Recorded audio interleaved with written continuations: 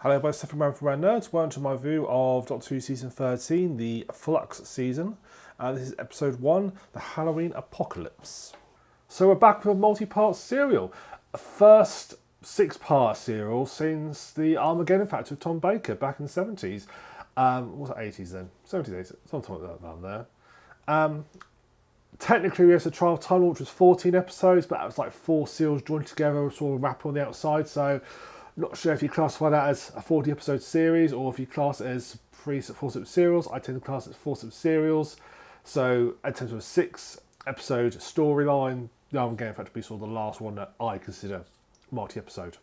So it's nice. We're going to have cliffhangers at each episode. Again, that's going to be a bit different and strange. This will carry on through pretty much all the way till Christmas, which will be fun. So as a result of this, not a huge amount really happens in this series. And that's a really silly thing to say. A lot does happen, but it's all the setup. We're setting up lots of things to happen in the future. Set up all the storylines. There is a story to the episode. I'll come to that in a moment. So we've got various storylines going on. We've got something's happening in 1820. We know it's 1820 because it's set 201 years. It says 200 years later after seeing it. Some gentleman is building something and no one seems to understand what it is, and he's sounding a bit mad about it. Looks like he's into some sort of influence to build it. We've also got Return, and this is a minor, I suppose, class a minor spoiler, but it's literally the time of next week's episode, so it's only a real minor spoiler. The Sontarans are back, coming back, and again, they're in the preview as well, so if you see that, you know what it's doing. There's some alien chap on a planet who was imprisoned, and he manages to escape, and he also seems to be, it's not clear whether he's communicating with the Doctor or some other thing else is like making the Doctor see him. I think it's more because it seems like he's communicating with the Doctor, and he clearly knows the Doctor. She doesn't know him. This is actually the second time we have a character where the Doctor meets who knows the Doctor, but she doesn't know the character. There's another character called Diane who encounters another, and this one I won't spoil, another old further Doctor later on in the episode, and gets caught, as it were. We've also got some guy on a space station who's doing some sort of observation. He's done 21,000 of them, and he's the first to encounter the big threat of the episode of the series, the Flux. This strange thing that sort of like works its way around, just eating everything. And that's, else we now know what the Flux is. We don't know what its background is, where it came from, who, if it was made, whether it evolved. We don't know all those details. So it'll be interesting to see a little bit about that as time goes on. Also then switch back to the sort of main plot line, which is modern day Liverpool, where we meet Dan Lewis, played by Jon Bishop, who I've never seen actually play characters in a series before. I've only ever seen him in like panel shows and stuff. So seeing him as an actually actor was a bit weird. I've just obviously missed it. I've just never count what he normally films. So it's interesting to see him as an actual actor. And he does a fair old job, actually. I was quite pleased with how he does. He does a nice job of it. And he encounters the alien, the same alien that was threatening the Doctor and Yaz right at the start, the little intro at the start where the Doctor has a friend being held on this planet. And it's built up as a very over-the-top escape they have to perform, which they do manage to escape. Quite humorously, because of how many layers he puts on top to make it seem impossible. But Dan encounters him. When I first saw the alien that kidnaps Dan, my first thought was the Frowls from Warrior's Gate, because the alien's a sort of, he looks a bit like a dog, and the Frowls always made me think of dogs. So I suppose at the point made to be more like lions actually, but they always made me think of dogs. There's also the Guard from Terminus, but this is not. These are a species called the lupine, so it's a new species. That is all the plotline of the story. Dan gets kidnapped, Dawes and Jazz getting back, and in doing so, find more information out what's going on. And again, Doctor finds out about the big threat of the episode.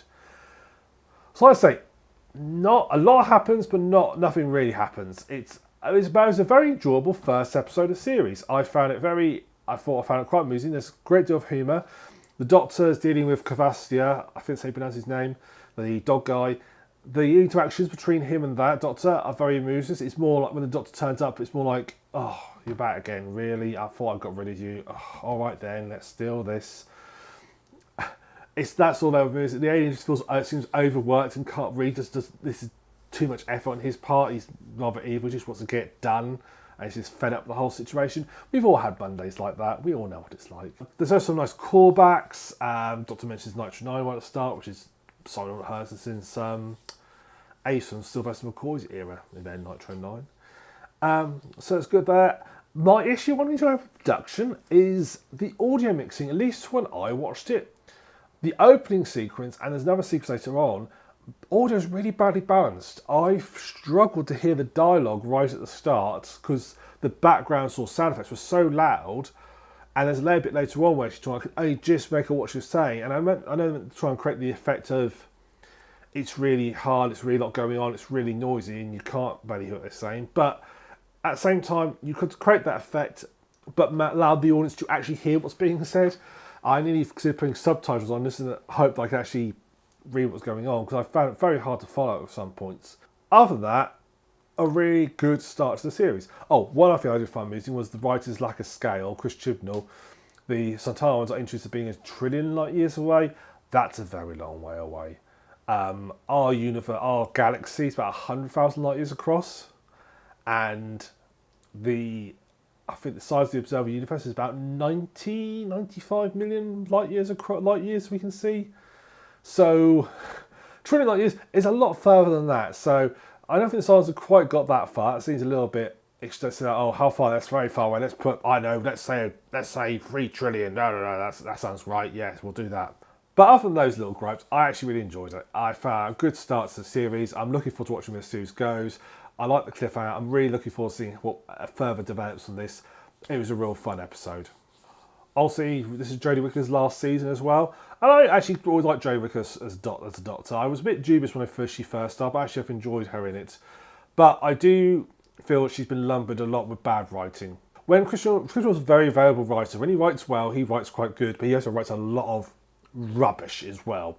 And he seemed to be on form for this one. And unfortunately, he tends to swing between the two as he goes. Mandip Gill back at Yasmin Carr. I like Yasmin as well as a character. I'm glad she's back and seeing how she's developed. She's clearly got a lot more experienced, that experienced companion that the Doctor sometimes encounters, but don't see very often in the series. But she knows what's going on, knows how she's dealing with things. So not a lot to say about the episode, but I really did enjoy it. Really fun, really enjoyable, really amusing. So I'm looking forward to next week's episode where we see about the Santarans in the Crimean Wars. That'll be good.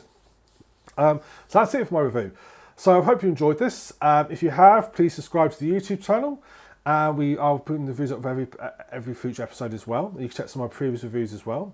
You can also watch we do a live stream podcast every fortnight. Our next one is next Saturday, which happens around about 9:30, 10 o'clock time on Saturday. You can join us for that. We also do a games night where I was at Tuesday. Our next one will be not this Tuesday, but next. We stream games, and you can check that out. You can check my Twitch channel, twitch.tv/TheSuffolkRam.